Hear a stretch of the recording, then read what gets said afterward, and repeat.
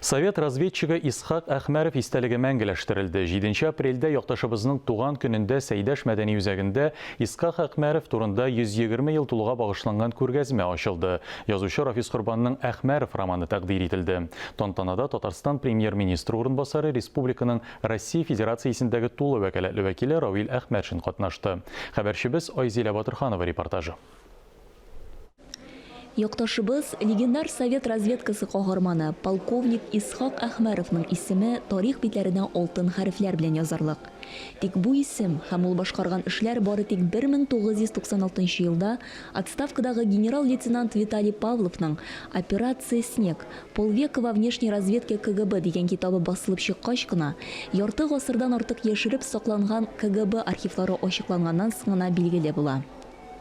Япония СССРга каршы сугыш башлар дип торганда, аның Америка флотилиясын тар-мар итеп ташлавы бөтенләй көтелмәгән бер хәл була. Моны совет разведчиклары оештырган яшерен операция нәтиҗәсендә килеп чыгуы ул чакта берәүнең дә уена керми. Ә ул куркусыз батыр каһарманнарның берсе һәм шул операция идеясын уйлап чыгарган кеше чыгышы белән хәзерге Биектау районы Кече Битаман авылыннан булган Исхак Габдулла улы Әхмәров була. Разведчик тормышындагы фактлар язучы Рафис Корбанның Әхмәров романына нигез була. Исхак Әхмәров ул минем авылдашым булып чыкты.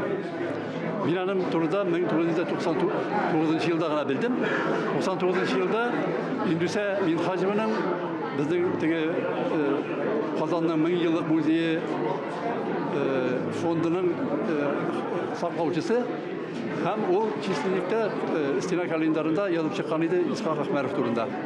Шуннан артык ул анда күрсәткән Троицкий шәһәрендә туган, Чиләбе өлкәсендә. Чыгышы белән Биектау районының Кече Битаман авылыннан дип. Ул минем туган авылым. Шуннан мин кызыксынып киттем. Бу кешенең очраштым, аның Мәскәүдә яши кызлары белән очраштым.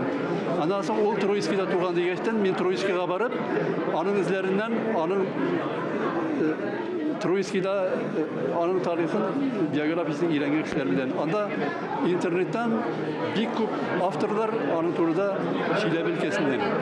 Һәм Шалаги дигән бер автор гомумән дистәләп уже китап язган, дистәләп китап Әхмәров турында. Һәм үземнең авыл кешесе булгачтан инде безнең авылдан чыккан архивка барып, үзебезнең авылның тарихын өйрәнә башладым. Һәм аның шәҗәрәсен таптым, эшләдем. Исхак Әхмәровның исемен мәңгеләштерүдә зур эшләр башкарыла. Легендар разведчик 1920 елларда эшләгән бина диварына, хәзерге Жуковский урамы 4-нче йортка элемә такта куелды. Артиллерия училищесы урнашкан мәйданда барлыкка килгән урамнарның берсенә разведчик Әхмәров урамы дигән исем бирелде. 2020 елның 18 августында Химки зиратында Исхак Әхмәровка һәм аның хатыны Елена Әхмәровага һәйкәл куелды. 2021 елның 22 июненә кадәр Сәйдәш мәдәният үзәгендә Исхак Әхмәров истәлегенә багышланган күргәзмә эшләячәк. Барлыгы 100дән артык экспонат, яшерен документлар һәм басмалар, архив материалларыннан төп нөсхәләр тәкъдим ителә.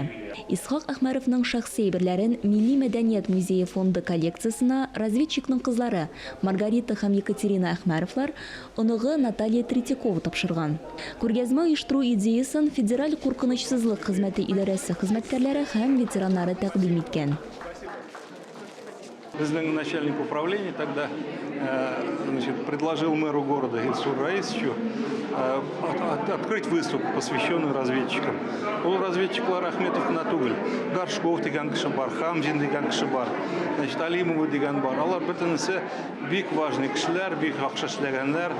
Күргәзмәгә килүчеләр беренче тапкыр Исхак Әхмәровның шәхси әйберләрен, пальто, 2 костюм, күлмәк, эшләпә, шулай ук Россия тышкы разведка хезмәте командованиесеннән бүләк язу белән кул сәгатен һәм кояш күзлеген күрә алачак.